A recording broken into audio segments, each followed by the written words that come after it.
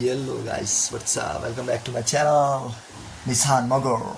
Let's read The Power. Law 35. Law 35. Master the art of timing.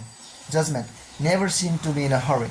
Hurrying betrays a lack of control over yourself, and over time, always seem patient as if you know that everything will come to you eventually. Become a detective of the right moment.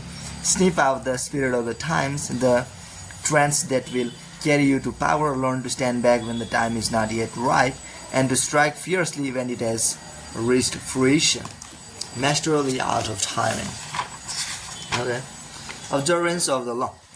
Starting out in life as a non-descriptive French seminary school teacher, Joseph Fauché wandered from town to town for most of the decades of the 1780s,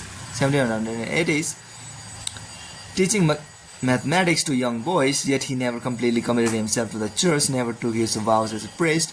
He had bigger plans. Patiently waiting for his chance, he kept his options open, and when the French Revolution broke out in 1789, Fauché waited no longer. He got rid of his cassock, grew his hair long, and became a revolutionary. For this was the spirit of the times. To miss the boat at this critical moment could have spelled disaster. Fauché did not miss the boat. Befriending the revolutionary leader Robespierre, he quickly rose in the rebel ranks. In 1792, the town of Nantes elected Fauché to be its representative to the National Convention created that year to frame a new constitution for the French Republic. When Fauché arrived in Paris to take his seat at the convention, a violent rift had broken out between the moderates and the radical Jacobins. Fauché sensed that in the long run neither side would emerge victorious. Power rarely ends up in the hands of those who start a revolution, or even of those who further it. Power sticks to those who bring it to a conclusion. That was the side Fauché wanted to be on. His sense of timing was uncanny. He started as a moderate, for moderates were in a majority when the time came to decide on whether or not to execute Louis. However, he saw that the people were clamoring for the king's head, so he cast the deciding vote for the guillotine. Now he had become a radical, yet as tensions came to boil in Paris, he foresaw the dangers of being too closely associated with any one faction, so he accepted a position in the provinces where he could lie low for a while. A few months later, he was assigned to the post of proconsul in Lyons, where he oversaw the execution of dozens of aristocrats. At a certain moment, however, he called a halt to the killing, sensing that the mood of the country was turning, and despite the blood already on his hands, the citizens of Lyons hailed him as savior from what had become known as the Terror. So far, Fauché had played his cards brilliantly, but in 1794, his old friend Robespierre recalled him to Paris to account for his actions in Lyons. Robespierre had been the driving force behind the Terror. He had sent heads on both the right and the left rolling, and Fauché, whom he no longer trusted, seemed destined to provide the next head. Over the next few weeks, a tense struggle ensued, while Robespierre railed openly against Fauché, accusing of him dangerous, ambitious, and calling for his arrest. The crafty Fauché worked more indirectly, quietly gaining support among those who were beginning to tire of Robespierre's dictatorial control. Fauché was playing for him. He knew that the longer he survived, the more disaffected citizens he could rally against Robespierre. He had to have broad support before he moved against the powerful leader. He relied support among both the moderate and the Jacobins, playing on the widespread fear of Robespierre. Everyone was afraid of being the next to go to the guillotine. It all came to fruition on July 27.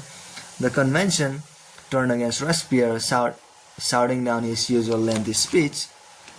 He was quickly arrested, and a few days later it was Robespierre's head, not Fauché's, that fell into the basket. When Fauché returned to the convention after Robespierre's death, he played his most unexpected move.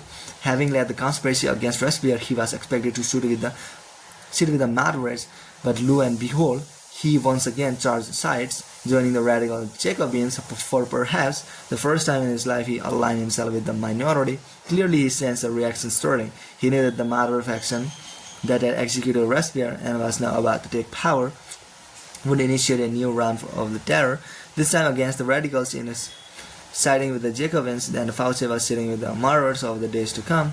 The people who would be considered blameless in the troubles that were on their way. Taking sides with what was about to become the losing team was a risky gambit, of course, but Fauci must have calculated he could keep his head long enough to quietly stir up the populace against the moderates and watch them fall from power. And indeed, although the moderates did call for his arrest in December of 1795 and would have sent him to the guillotine, too much time had passed. The executions had become unpopular with the people, and Fauci survived the swing of the pendulum one more time. A new government took over. The Directoire, it was not, however, a Jacobin government, but a moderate one. More moderate than the government that had reimposed the terror. Fauci, the radical, had kept his head, but now he had to keep a low profile. He waited patiently on the sidelines for several years, allowing time to soften any bitter feelings against him. Then he approached the Directoire and convinced them he had a new passion, intelligence gathering. He became a paid spy for the government, excelled at the job, and in 1799 was rewarded by being made Minister of Police.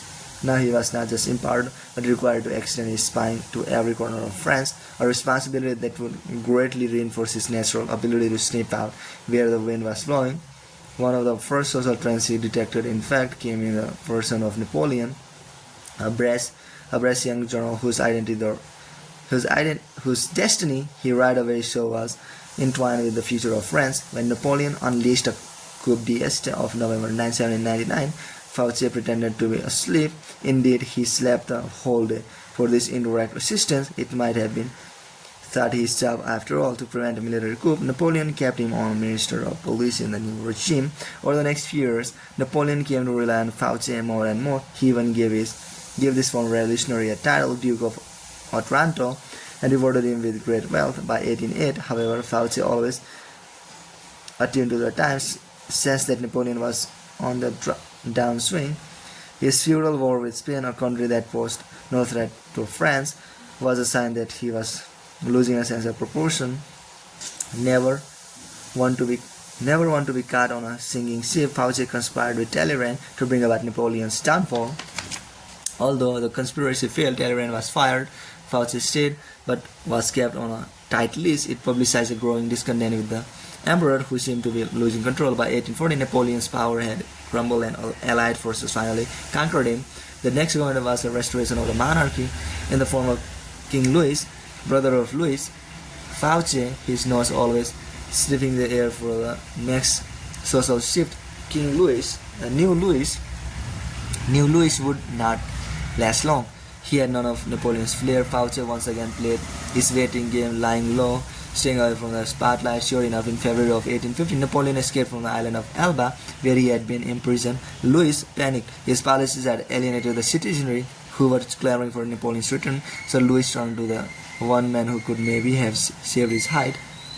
Fauci, the former radical who had sent his brother Louis to the guillotine but was now one of the most popular and widely admired politicians in France. Fauci, however, would not side with the loser. He refused to Louis's request for help by pretending that his help was unnecessary, by swearing that Napoleon would never return to power, although he knew otherwise.